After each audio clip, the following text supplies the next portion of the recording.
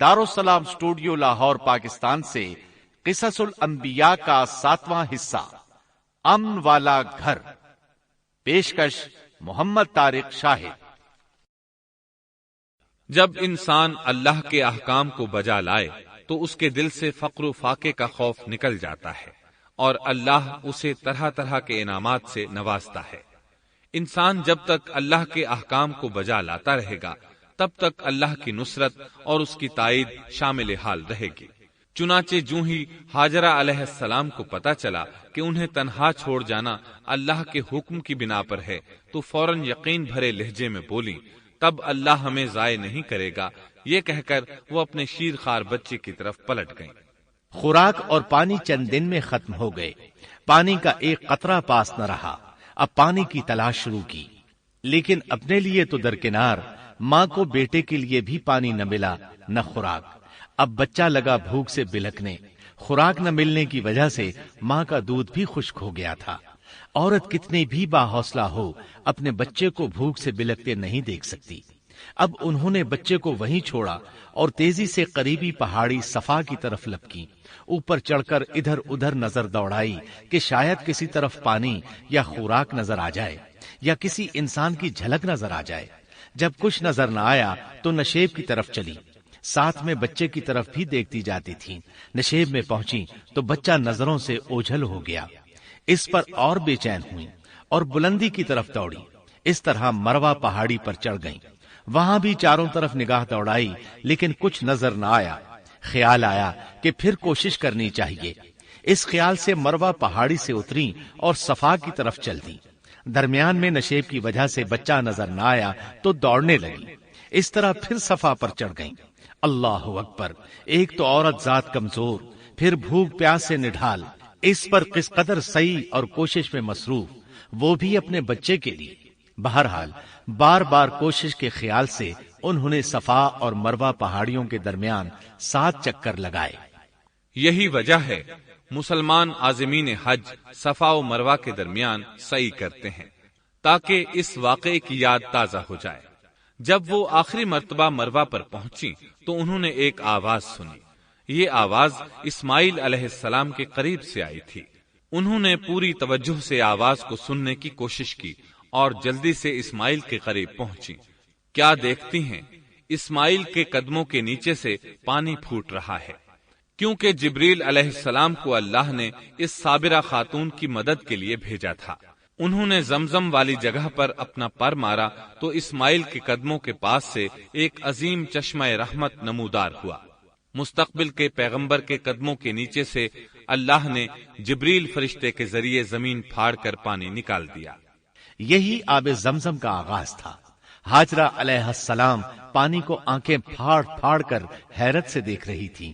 ان کی خوشی کی انتہا نہ رہی جب انہوں نے دیکھا پانی پھوٹ پھوٹ کر چاروں طرف بہ رہا ہے۔ زمین ہموار تھی، اس لیے انہوں نے زمین کو کھودنا شروع کر دیا تاکہ پانی ادھر ادھر نہ بہ جائے۔ پھر انہوں نے اس گڑھے کے چاروں طرف پتھر رکھ دیے اور زبان سے بولی، زم زم۔ اس کا مطلب ہے رک جا۔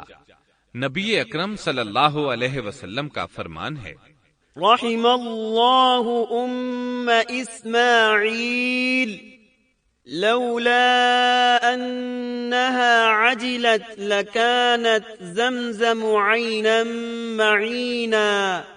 اللہ اسماعیل کی والدہ پر رحم فرمائے، اگر وہ جلد بازی سے کام نہ لیتی تو زمزم ایک بہنے والا چشمہ ہوتا۔ لیکن انہوں نے اس کے گرد بند باندھ دیا۔ انہیں دراصل اس وقت پانی کی شدید ضرورت تھی، اس لیے انہوں نے پانی کو اپنے پاس جمع کر لیا تاکہ بہہ کر ضائع نہ ہو جائے۔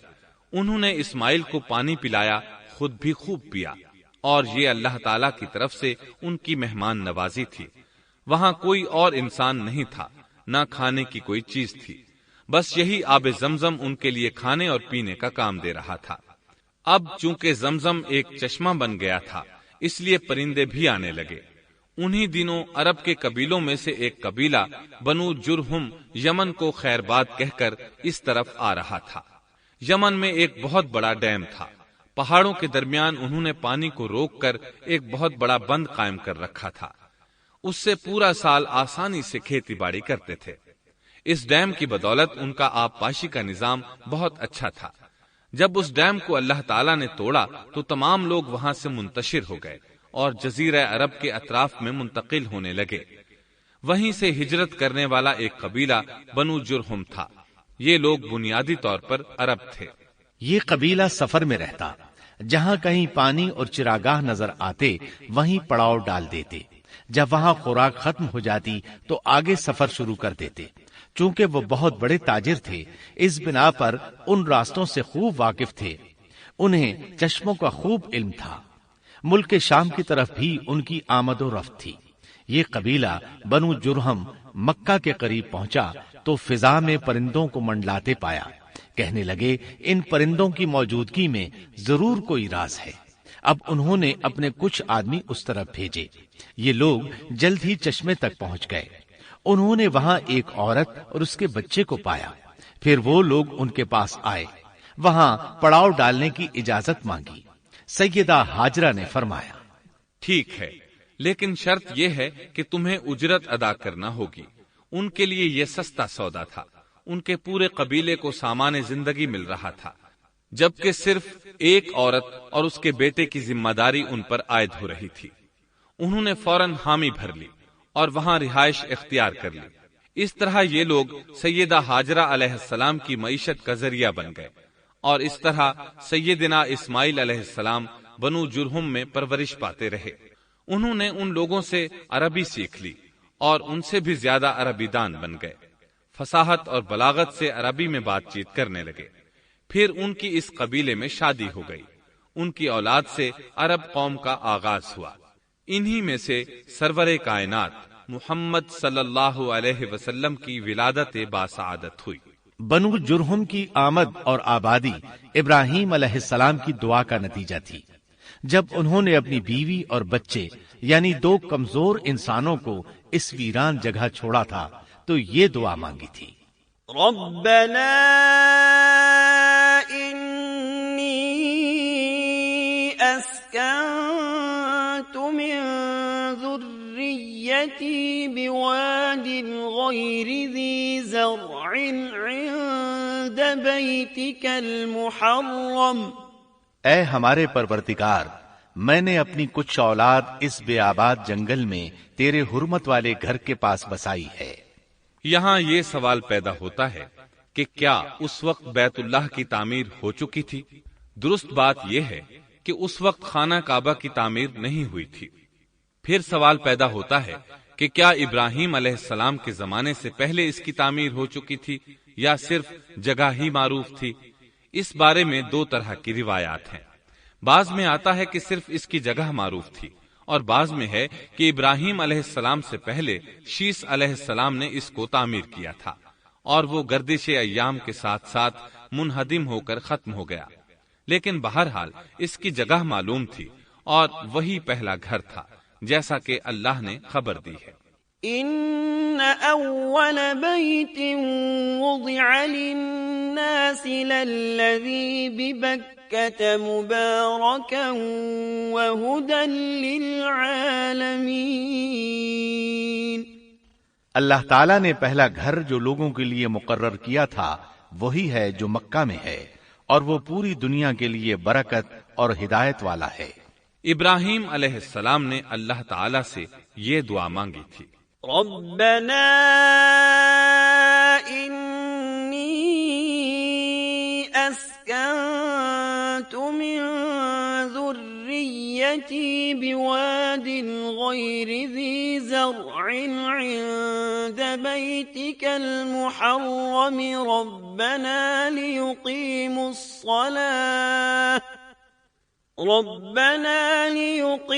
الصلاة فاجعل أفئدة من الناس تهوي إليهم وارزقهم من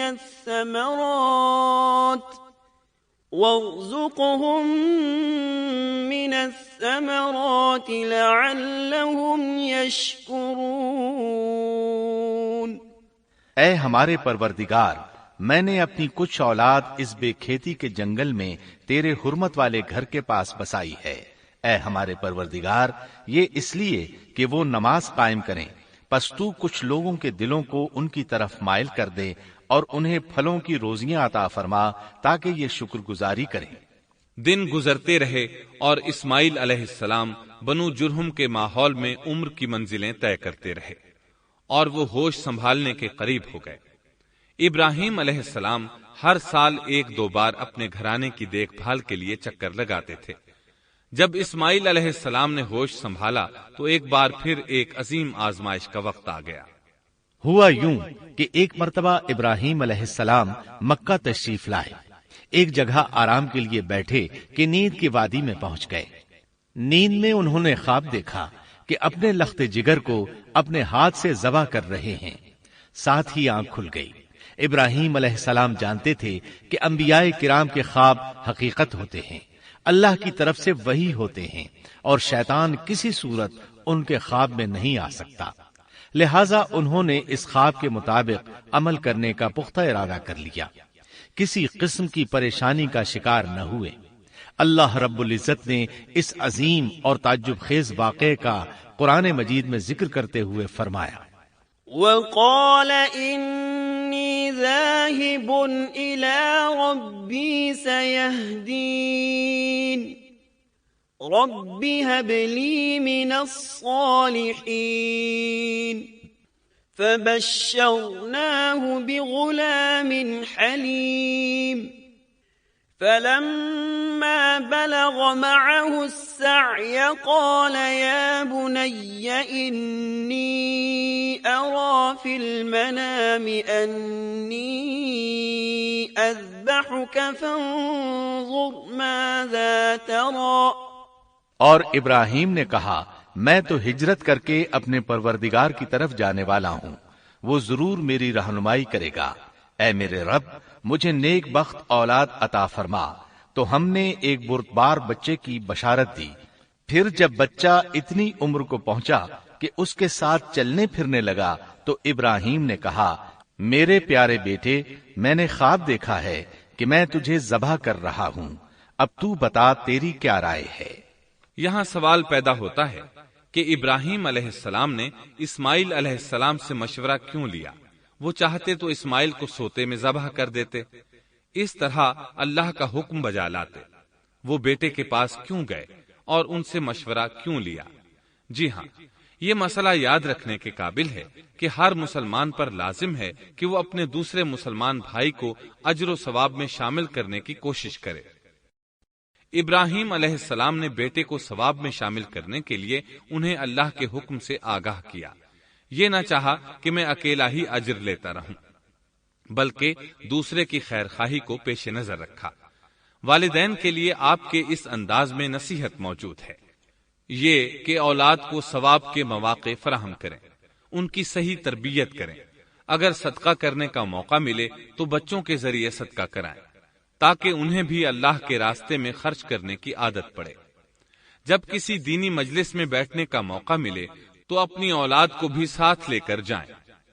بے شمار لوگ خود تو جاتے ہیں، اولاد کو جانے کے لیے کہتے بھی نہیں، خود دین سیکھتے ہیں، اولاد کو دین نہیں سکھاتے۔ ابراہیم علیہ السلام نے اسماعیل علیہ السلام سے رائے لی۔ سبحان اللہ، انہوں نے جواب میں فرمایا، یا ابت افعل ما تؤمر، اے ابا جان، آپ کو جو حکم ملا ہے کر گزریے۔ یہ نہیں کہا کہ مجھے تو حکم نہیں ہوا، بلکہ فوراً سر تسلیم خم کر دیا، اس لیے کہ وہ جانتے تھے انبیاء کا خواب حقیقت پر مبنی ہوتا ہے، اللہ کی وحی ہوتا ہے، اس لیے بالکل پریشانی ظاہر نہ کی، یہ تک نہ پوچھا مجھے کیوں ذبح کر رہے ہیں، یا میرا کیا جرم ہے، یا آپ کے پاس کون سا صریح حکم آیا ہے۔ انہوں نے ایسی کوئی بات نہ کہی، اللہ کی فرما برداری اسی کو کہتے ہیں۔ چنانچہ اپنے باپ سے کہا، یا ابت افعل ما تؤمر ستجدنی ان شاء اللہ من الصابرین۔ اے ابا جان، آپ کو جو حکم ہوا ہے اس کو کر گزریے، इंशाअल्लाह आप मुझे सब्र करने वालों में पाएंगे। उलमाए किराम फरमाते हैं, इस जुमले से उनका इंतहाई अदब और एहतराम शामिल है और इसमें जबरदस्त तवक्कुल मौजूद है। ये नहीं कहा कि आप मुझे सब्र करने वालों में से पाएंगे, बल्कि आपने अल्लाह की मशीयत को जुमले में शामिल किया और फरमाया, इंशाअल्लाह आप मुझे सब्र करने वालों में से पाएंगे। लिहाजा मुसलमानों को धोखे में नहीं पड़ना चाहिए। ये न कहे मैं सफर करूंगा, मैं फुला काम करूंगा, मैं फुला काम के करने की ताकत रखता हूं, बल्कि यूं कहे अल्लाह ने चाहा तो मैं सफर करूंगा, अल्लाह ने चाहा तो फुला काम करूंगा। अपने इल्म और ताकत के धोखे में पड़ना सरासर नादानी है। हर चीज का ताल्लुक अल्लाह से कायम करे, जैसा कि अल्लाह ताला फरमाते हैं, ولا تقولن لشيء إني فاعل ذلك غدا إلا أن يشاء الله और हरगिज हरगिज किसी काम पर यूं न कहना कि मैं इसे कल करूंगा, मगर साथ ही इंशाअल्लाह कह लेना। अपनी जुबान को अल्लाह के जिक्र से सजा कर रखो और हमेशा अपने मुआमलात को अल्लाह की तरफ लौटाओ। बहरहाल बाप बेटा दोनों ही मुसम्मम इरादे के साथ अल्लाह का हुक्म पूरा करने के लिए पेश हो गए। इस्माइल अलैहिस्सलाम ने अपने वालिद मोहतरम सैयदना इब्राहिम अलैहिस्सलाम से कहा, जब आप मुझे ज़बह करने लगें तो मेरी पेशानी को जमीन पर रख दीजिएगा, ताकि आपको मेरा चेहरा नजर न आए और कहीं आपके हाथ रुक न जाएं। चेहरा देखकर आप पर शफकत पिदरी गालिब न आ जाए। अब इब्राहिम अलैहिस्सलाम ने बेटे की पेशानी पकड़कर जमीन पर लिटा दिया, जैसा कि अल्लाह ताला ने फरमाया, فلما أسلما وتله للجبين जब दोनों मुती हो गए और इब्राहिम ने उसे पेशानी के बल लिटा दिया। अब उन्होंने छुरी पकड़ी और गर्दन पर चला दी, लेकिन छुरी ने गर्दन न काटी, बिल्कुल उसी तरह जैसे आग ने इब्राहिम को नहीं जलाया था, इसलिए कि छुरी में काटने की ताकत और आग में जलाने की सलाहियत अल्लाह के हुक्म के बगैर नहीं आ सकती। अल्लाह ने दोनों से ये ताकतें सल्ब कर ली। अब इब्राहिम जोर लगा रहे हैं। उधर इस्माइल अलैहिस्सलाम कह रहे हैं, अब्बा जान जल्दी कीजिए, छुरी चलाइए। अल्लाह ताला ने इस वाक़े का जिक्र यूं फरमाया है, فلما أسلما وتله للجبين जब वो दोनों मुती हो गए और इब्राहिम ने उसे पेशानी के बल लिटा दिया। इस मुती होने से मुराद अल्लाह के हुक्म को नाफिज करना है। अब जाहिर है मुती तो वो पहले भी थे, लेकिन यहाँ असलमा यानी मुती होने से मुराद कामिल इस्लाम है। निहायत वाज़ेह और हकीकी इस्लाम मुराद है, इसलिए कि कामिल इस्लाम वही होता है जिसमें बगैर किसी तरद्दुद और तवक्कुफ के अल्लाह के अम्र और नही की तस्दीक की जाए। ये था हकीकी इस्लाम। हाँ, तो छुरी चलती रही, गला न कटा, इसलिए कि इम्तिहान और आजमाइश की तकमील हो चुकी थी। ये बात साबित हो चुकी थी कि अल्लाह का हुक्म नाफिज करने में दोनों पूरी तरह कोशां हैं। अल्लाह ताला भी फरमा बरदारी ही का सिला अता फरमाते हैं। चुनाचे आवाज आई, قد صدقت الرؤيا إنا كذلك نجزي المحسنين إن هذا لهو البلاء المبين हमने उसे पुकारा, ए इब्राहिम तूने ख्वाब को सच कर दिखाया। यकीनन हम इसी तरह नेकोकारों को जजा दिया करते हैं। यकीनन ये एक खुली आजमाइश थी। तारीख का एक अजीम तरीन इम्तिहान और कड़ी आजमाइश दुनिया को आज भी हैरत में डाल देती है। कौन है जो बेटे को ज़बह करने पर तैयार हो जाए, खास तौर पर इस सूरत में जब औलाद भी इकलौती हो, जिसकी वजह से 86 साल के बाद आंगन में बहार आई हो। फिर उसकी कुर्बानी का भी वाज़ेह हुक्म नहीं दिया गया था, इशारतन ख्वाब में रहनुमाई की गई थी। आप कह सकते थे ये कत्ल और संगीन जुर्म है, کہہ سکتے تھے اپنے بیٹے کو کس جرم میں قتل کروں، لیکن آپ نے بغیر کسی تعامل کے سر تسلیم خم کر دیا اور اس عظیم امتحان میں کامیاب ہوئے۔ اللہ فرماتے ہیں وَإِبْرَاهِيمَ الَّذِي وَفَّى، اور ابراہیم وہ ہیں جنہوں نے وفاداری کی۔ اس آیت میں یہ نہیں بتایا گیا کہ کس چیز میں وفاداری کی، اس لیے کہ وہ تو ہر معاملے میں مکمل طور پر وفاداری کا مظاہرہ کر چکے تھے۔ آگ میں ڈالے جانے والا معاملہ، بیوی اور بچے کو لق و دق میدان میں چھوڑ آنے کا معاملہ، پھر ذبح کا امتحان، تعمیر بیت اللہ کی مشقت، غرض ہر معاملے میں وفادار تھے، حتیٰ کہ اپنا مال اللہ کے راستے میں خرچ کرنے میں اس قدر وفادار کہ ابو زیفان کے لقب سے مشہور ہو گئے۔ اس کا معنی ہے مہمان نواز۔ کسی مہمان کو دسترخوان پر اپنے ساتھ بٹھائے بغیر ایک لقمہ نہیں کھاتے تھے، باہر نکلتے مہمان تلاش کرتے، پھر اس کے ساتھ مل کر کھانا کھاتے، مہمان نہ ملتا تو سخت غمگین ہو جاتے۔ اس طرح انہوں نے اللہ کے ہر حکم کی پاسداری کی۔ ذبح والے اس امتحان کا اللہ نے انہیں کیا صلہ دیا؟ اللہ فرماتے ہیں وَفَدَيْنَاهُ بِذِبْحٍ عَظِيمٍ، ہم نے اسے عظیم ذبیحے کا بدلہ عطا کیا۔ ہاں تو ہم بتا رہے تھے چھری نے گلا نہ کاٹا۔ ایسے میں ابراہیم علیہ السلام نے ایک آواز سنی، آواز پیچھے سے آئی تھی۔ انہوں نے مڑ کر دیکھا، جبریل علیہ السلام نظر آئے۔ وہ آسمان سے ایک مینڈھا لے کر آئے تھے، دنیا کے مینڈھوں میں سے نہیں بلکہ جنت کا مینڈھا لائے تھے۔ سیدنا عبداللہ بن عباس رضی اللہ عنہما سے روایت ہے کہ وہ مینڈھا جنت میں 40 سال تک چرتا رہا۔ سفید رنگ، کشادہ آنکھوں، خوبصورت سینگوں والا حسین و جمیل مینڈھا تھا۔ بہرحال یہ ابراہیم علیہ السلام کی وفاداری کا بدلہ تھا جو اسماعیل علیہ السلام کے فدیے میں دیا گیا، اور پوری امت مسلمہ کے لیے حکم ہو گیا کہ اللہ کی رضا کے لیے قربانی اور ہدی پیش کرتے رہیں۔ کعبے کے پاس حرم الہی میں ہر سال یہ سنت ادا کی جاتی ہے، اور ان کے ساتھ ساتھ پوری زمین کے تمام خطوں پر بسنے والے مسلمان بھی اس عظیم فرمانبرداری کی علامت کے طور پر قربانیاں پیش کرتے ہیں۔ مینڈھے کے ذکر کا مطلب یہ ہے کہ ہم سنت ابراہیمی پر گامزن ہو جائیں۔ یہ مینڈھا ہمیں اللہ کے لیے قربانی کا سبق دیتا ہے۔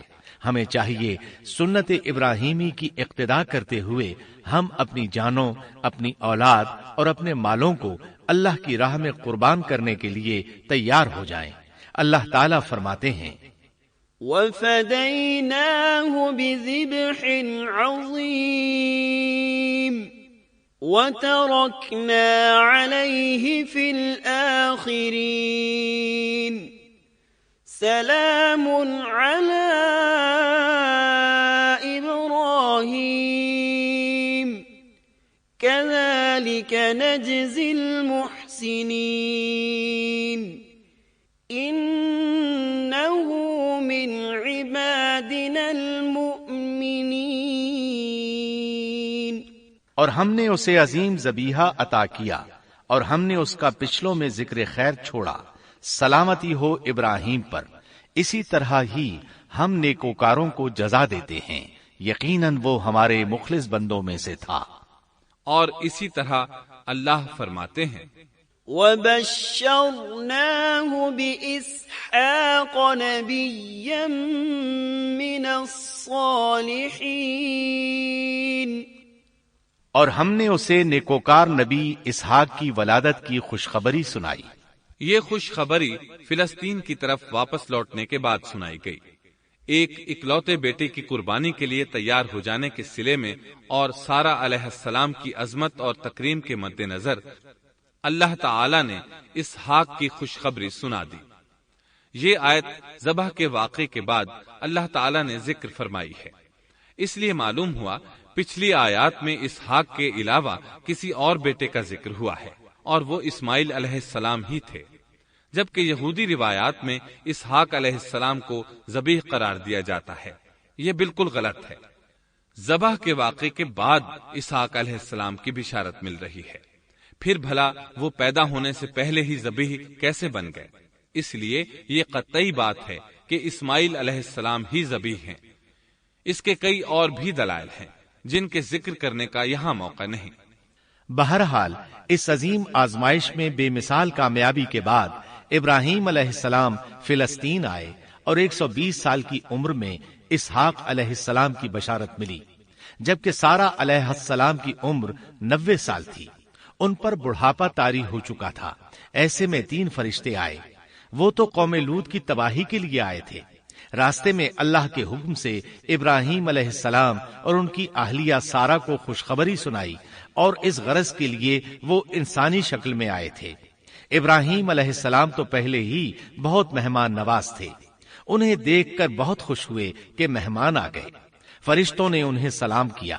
ابراہیم علیہ السلام نے سلام کا جواب دیا۔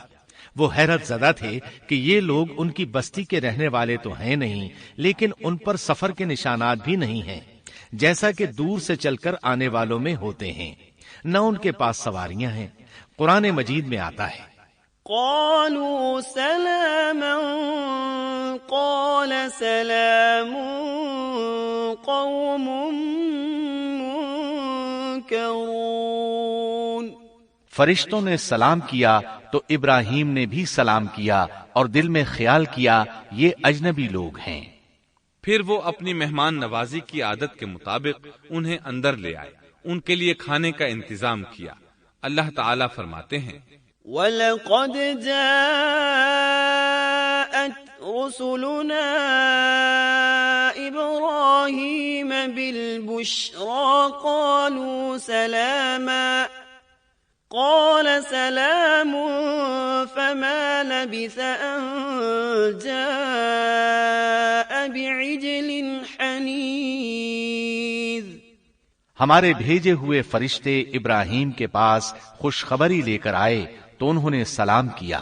ابراہیم نے سلام کا جواب دیا اور فوراً بھنا ہوا بچڑا لے آئے، اور بچڑا بھی موٹا تھا۔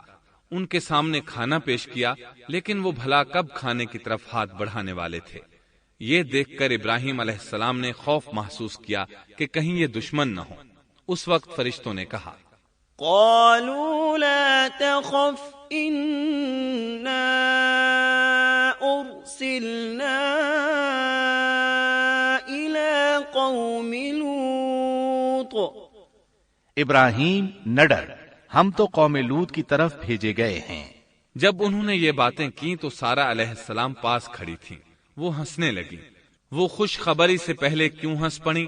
علماء اس بارے میں کہتے ہیں کہ جب انہوں نے سنا یہ فرشتے لوط علیہ السلام کی بستی کو تباہ کرنے جا رہے ہیں تو ان کے خاتمے کی خبر سن کر وہ ہنستی۔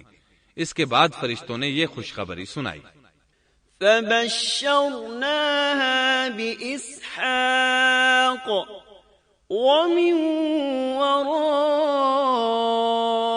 إسحاق يعقوب۔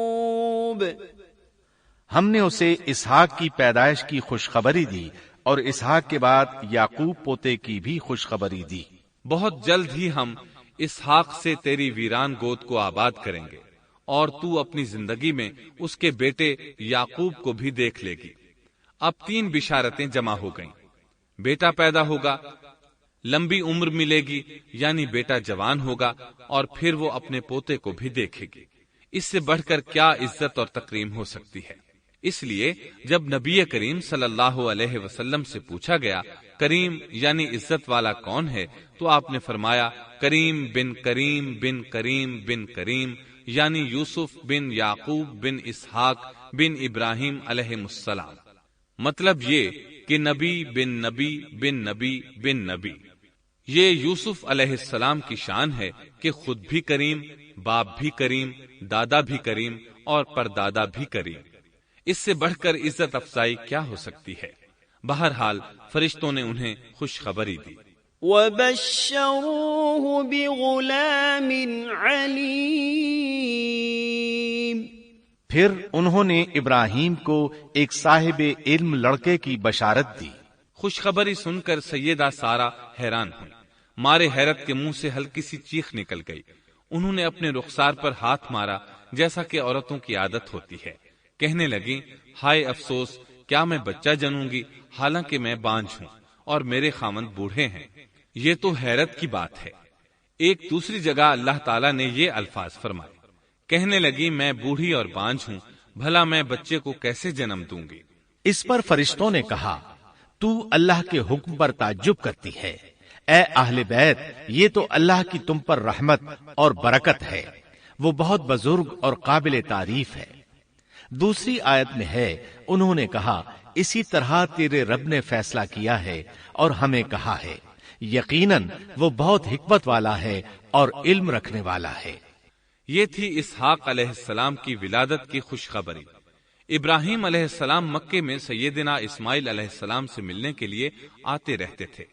ایک روز آئے تو ان سے کہا، اے میرے بیٹے، اللہ تعالیٰ نے مجھے حکم دیا ہے کہ اس مقام پر اللہ کا گھر تعمیر کرنا۔ اسماعیل علیہ السلام نے فوراً کہا، میں حاضر ہوں۔ اس طرح انہوں نے کھدائی شروع کی۔ ایسے میں انہیں شیس علیہ السلام کی تعمیر کے آثار نظر آئے۔ انہوں نے اس پر تعمیر شروع کر دی۔ ایک روایت میں یہ بھی ہے کہ انہوں نے فرشتوں والی بنیادوں کے آثار بھی دیکھے۔ نبی کریم صلی اللہ علیہ وسلم کی جوانی کے دنوں میں جب مکے کے قریش نے کعبے کی تعمیر نئے سرے سے کی تو انہوں نے اس کی بنیادوں کو گہرا کرنا چاہا۔ وہ کھدائی کرتے ان سبز پتھروں تک پہنچ گئے جو پہاڑوں کی چوٹیوں کی طرح نظر آ رہے تھے۔ انہوں نے ان پتھروں کو نکالنا چاہا۔ ایک شخص نے کدال کے ذریعے ایک پتھر کو باہر نکالا تو اس کے نیچے سے اتنا نور نکلنے لگا کہ قریب تھا وہ شخص اندھا ہو جاتا۔ پھر پتھر خود بخود نیچے جا گرا اور اپنی جگہ پر جم گیا۔ اس کے بعد لوگوں نے ان پتھروں کو ہاتھ نہ لگایا اور تعمیر شروع کر دی۔ قرآن مجید میں تعمیر کعبہ اور بیت اللہ کا تذکرہ اس طرح آیا ہے، وَإِذْ بَوَّأْنَا لِإِبْرَاهِيمَ مَكَانَ الْبَيْتِ أَلَّا تُشْرِكْ بِي شَيْئًا وَطَهِّرْ بَيْتِيَ لِلطَّائِفِينَ وَالْقَائِمِينَ وَالرُّكَّعِ السُّجُودِ۔ اور جب ہم نے بیت اللہ کے مکان میں ابراہیم کو جگہ دی اور فرمایا کہ میرے ساتھ شرک نہ کرنا اور میرے گھر کو طواف، قیام اور رکوع و سجود کرنے والوں کے لیے پاک رکھنا، اور فرمایا، ان اول بیت وضع للناس للذی ببکۃ مبارکا وہدی للعالمین فیہ آیات بینات مقام ابراہیم ومن دخلہ کان آمنا۔ بے شک لوگوں کے لیے جو پہلا گھر تعمیر کیا گیا ہے وہ مکہ میں ہے، وہ جہان والوں کے لیے برکت اور ہدایت کا ذریعہ ہے۔ اس میں واضح نشانیاں ہیں، مثلا مقام ابراہیم، تو جو کوئی حرم میں داخل ہوگا وہ امن میں آ جائے گا۔ اور فرمایا، اور یاد کرو اس وقت کو جب ابراہیم کو اس کے پروردگار نے کئی باتوں کے ذریعے آزمایا، وہ ان میں پورے اترے تو اللہ نے فرمایا میں آپ کو تمام لوگوں کا امام بنا رہا ہوں۔ ابراہیم نے کہا اے میرے رب میری اولاد میں سے بھی امام بنائیے۔ جواب میں اللہ نے فرمایا میرا امامت کا وعدہ ظالم لوگوں کے لیے نہیں ہے۔ اور اس وقت کو یاد کرو جب ہم نے بیت اللہ کو ثواب اور امن کی جگہ بنا دیا اور لوگوں نے مقام ابراہیم کو جائے نماز بنا لیا۔ ہم نے ابراہیم کو حکم دیا کہ میرے گھر کو طواف، اعتکاف، رکوع اور سجود کے لیے پاک رکھو، اور وہ وقت بھی یاد رکھو جب ابراہیم نے دعا کی اے پروردگار اس شہر کو امن والا بنا دے اور اس کے مومن بندوں کو پھلوں کا رزق عطا کر۔ اللہ تعالیٰ نے فرمایا میں کافروں کو بھی تھوڑا فائدہ دوں گا، پھر انہیں آگ کے عذاب کی طرف بے بس کر دوں گا، یہ پہنچنے کی جگہ بری ہے۔ اور وہ وقت یاد کرو جب ابراہیم اور اسماعیل بیت اللہ کی بنیادوں کو بلند کر رہے تھے اور دعا مانگ رہے تھے اے ہمارے رب ہماری محنت کو قبول فرما، تو دعا کو سننے والا جاننے والا ہے، اور ہمیں اپنا فرما بردار بنا، ہماری اولاد میں سے بھی ایک فرما بردار گروہ بنا، اور ہمیں عبادت کا طریقہ سکھا اور ہم پر رجوع فرما، کیونکہ تو ہی توبہ قبول کرنے اور رحم فرمانے والا ہے۔ اے ہمارے رب، ان لوگوں میں انہی میں سے ایک رسول بھیج جو ان پر تیری آیات کی تلاوت کرے اور انہیں کتاب و حکمت سکھائے، انہیں پاک کرے، یقیناً تو غالب حکمت والا ہے۔ تعمیر کے دوران جب ابراہیم علیہ السلام اس مقام تک پہنچے جہاں آج حجر اسود ہے تو اللہ تعالیٰ نے جنت سے ایک سفید پتھر بھیجا۔ حدیث میں ہے یہ پتھر نہایت سفید تھا، اب سیاہ ہو گیا ہے۔ انسانوں کی غلطیاں اس کے سیاہ ہونے کا سبب بنی۔ جب دیواریں انسانی قد کے برابر ہو گئیں تو اسماعیل علیہ السلام ایک پتھر لے آئے۔ اب ابراہیم علیہ السلام اس پتھر پر کھڑے ہوئے، وہ ننگے پاؤں تھے۔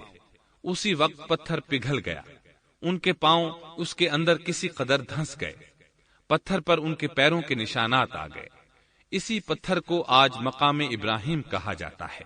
پہلے یہ پتھر بیت اللہ کی دیواروں کے ساتھ رکھا گیا تھا۔ جب لوگ طواف کے لیے آتے تو سیدنا ابراہیم کے پیروں کے نشانات دیکھنے کے لیے یہاں ہجوم ہو جاتا۔ اس طرح طواف کرنے والوں کو دقت کا سامنا ہوتا۔ سیدنا عمر رضی اللہ عنہ نے صحابہ کرام کے مشورے سے اس پتھر کو اس جگہ سے قدرے ہٹا کر نماز کی صفوں کے قریب کر دیا تاکہ طواف کرنے والوں کو دقت نہ ہو۔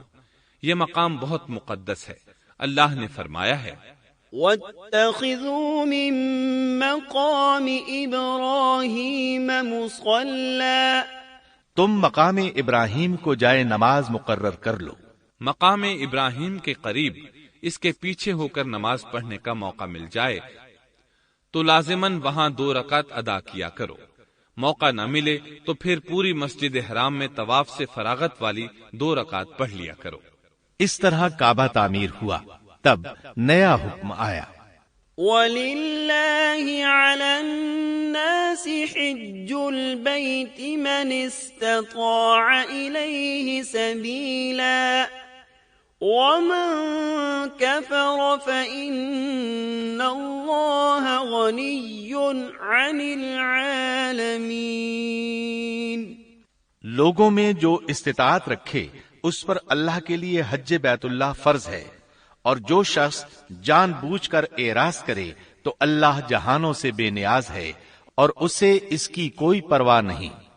ادھر ابراہیم علیہ السلام کو اللہ تعالی کی طرف سے اشارہ ہوا، وَأَذِّن فِي النَّاسِ بِالْحَجِّ، لوگوں میں حج کا اعلان کر دیں۔ ابراہیم علیہ السلام کہنے لگے، اللہ میری آواز بھلا کس کس تک پہنچے گی؟ جواب آیا، آپ کے ذمے آواز لگانا ہے، پہنچانا ہمارا کام ہے۔ چنانچہ آپ عرفات کے ایک پہاڑ پر چڑھے اور آواز لگائی، لوگو بیت الحرام کا حج کرو۔ اللہ تعالیٰ نے معجزانہ طور پر یہ آواز تمام انسانوں تک پہنچا دی، خواہ وہ پیدا ہوئے تھے یا نہیں۔ دوسرا معجزہ یہ ہوا کہ اللہ نے بیت اللہ اور اس کے حج کی محبت لوگوں کے دلوں میں ڈال دی۔ اللہ نے فرمایا، وَأَذِّن فِي النَّاسِ بِالْحَجِّ يَأْتُوكَ رِجَالًا وَعَلَى كُلِّ ضَامِرٍ يَأْتِينَ مِن كُلِّ فَجٍّ عَمِيقٍ۔ اور آپ لوگوں میں حج کا اعلان کر دیں، وہ آپ کی طرف پیدل بھی آئیں گے اور دبلے پتلے اونٹوں پر بھی دور دور سے آئیں گے۔ اس طرح لوگ پیدل اور سوار ہو کر کثرت سے حج کے لیے آنے لگے اور یہ ویران علاقہ آباد ہونے لگا۔ یہ تھے حالات اور واقعات ابراہیم علیہ السلام کے۔ آپ نے 175 سال کی عمر میں وفات پائی۔ آپ سے پہلے سیدہ ہاجرہ علیہ السلام نے وفات پائی اور ان کی وفات سے کچھ ہی عرصہ بعد سیدہ سارہ علیہ السلام 127 سال کی عمر میں فوت ہو گئیں۔ ان دونوں کی وفات کے بعد آپ غمگین رہنے لگے۔ آخر اتنی مدت تک ساتھ رہا تھا۔ آپ خلیل الرحمن تھے، آپ پر صحیفے بھی نازل ہوئے، آپ اللہ کے بے حد شکر گزار تھے۔ محترم سامعین، ابھی آپ دارالسلام اسٹوڈیو لاہور پاکستان سے قصص الانبیاء کا 7واں حصہ امن والا گھر سن رہے تھے۔ قصص الانبیاء کے 8ویں حصے بدترین لوگ میں آپ یہ سنیں گے، سیدنا لوط علیہ السلام کا نام و نسب اور قرآن مجید میں آپ کا تذکرہ، بستی صدوم کہاں واقع ہے اور اہل صدوم کس بھیانک جرم کے مرتکب تھے۔ سیدنا لوط علیہ السلام کی قوم کو واعظ و نصیحت اور قوم کا فحاشی و عریانی پر اصرار۔ قوم کے اصرار گناہ پر سیدنا لوط علیہ السلام کی اللہ تعالی سے فریاد، سیدنا لوط علیہ السلام کے مہمان اور قوم کا کردار۔ اللہ تعالی کی طرف سے سیدنا لوط علیہ السلام اور اہل ایمان کو بستی صدوم چھوڑنے کا حکم۔ اہل صدوم کن کن عذابوں سے دوچار ہوئے، مفصل و جامع تذکرہ۔